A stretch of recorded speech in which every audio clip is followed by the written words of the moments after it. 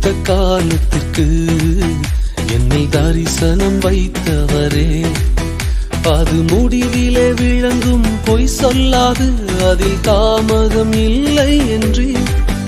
அது முடிவிலே விளங்கும் பொய் சொல்லாது, அதில் தாமதம் இல்லை என்று. துதிப்போம் இயேசுவை துதிப்போம், நம்மில் தரிசனம் வைத்தால் துதிப்போம். துவங்கின இயேசுவை துதிப்போம், அதை நிறைவேற்றி முடிப்பார் துதிப்போம். துதிப்போம் இயேசுவை துதிப்போம், நம்மில் தரிசனம் வைத்தார் துதிப்போம். துவங்கின இயேசுவை துதிப்போம், அதை நிறைவேற்றி முடிப்பார் துதிப்போம்.